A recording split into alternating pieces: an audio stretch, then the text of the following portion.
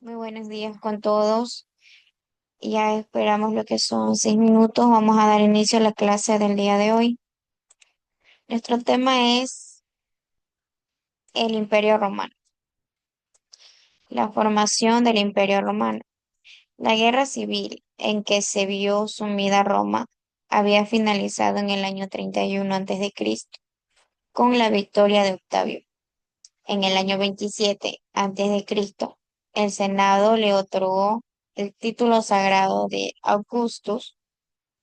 Esto significaba que todo lo que hiciera estaba bajo la protección de los dioses. Poco a poco, Octavio Augusto fue ejerciendo todos los poderes. Era el jefe del ejército, impartía justicia, elaboraba las leyes y controlaba la vida religiosa. Así, se convirtió en el primer emperador romano, lo que supuso el final de la República. Octavio Augusto organizó un ejército poderoso que le permitió ampliar los territorios y también controlar con eficacia las provincias, de manera que inició una época de estabilidad y prosperidad. El Imperio Romano entonces había sido una etapa final y de máximo poder de la antigua Roma. Era caracterizado por el gobierno de un emperador y también se desarrolló desde el 27 a.C., que hasta la caída del Imperio del Occidente en el 476 después de Cristo. Había abarcado un vasto territorio en 3 continentes, influyendo profundamente en la cultura, el idioma y las leyes de las regiones conquistadas, sentando las bases de muchos aspectos del mundo moderno. Los periodos y la organización fue monarquía antes del 509 a.C. Roma fue fundada por tribus latinas y fue gobernada por reyes. La República de 509 a.C.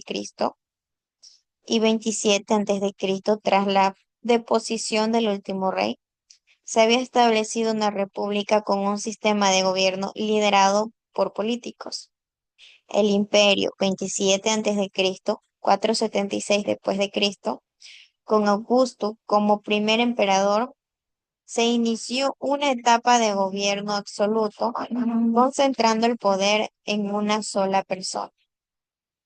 En su apogeo, el Imperio Romano abarcó casi toda Europa occidental, el norte de África y el cercano Oriente.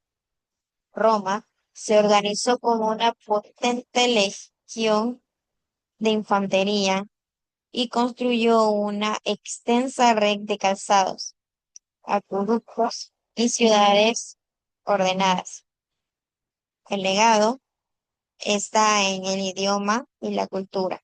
El latín había dado origen a las lenguas romances, a las leyes romanas, que también habían sido la base de los sistemas legados modernos. La arquitectura se conservan construcciones como anfiteatros, termas, puentes, que muestran el avance en ingeniería y arquitectura. El cristianismo, que también había sido un legado y que se había convertido en una fuerza importante formando parte de cristiandad.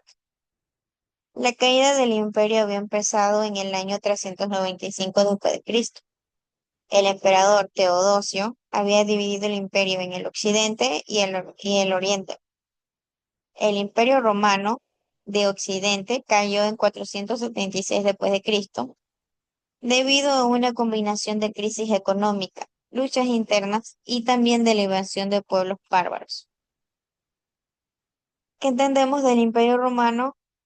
Que fue la última etapa de la civilización romana, que había iniciado en el 27 a.C.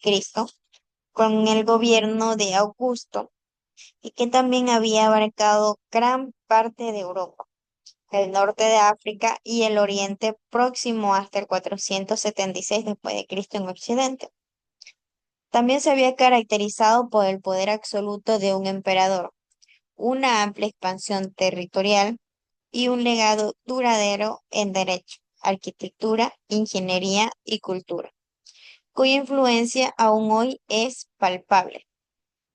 Las características principales eran el gobierno imperial, la extensión territorial, la infraestructura y legado y la cultura e influencia.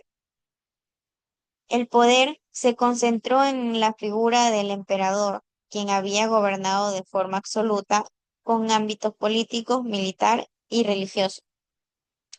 El imperio alcanzó su máxima extensión en tiempos de Trajano, controlando casi toda la cuenca mediterránea y vastos territorios de Europa, África del Norte y Asia Menor.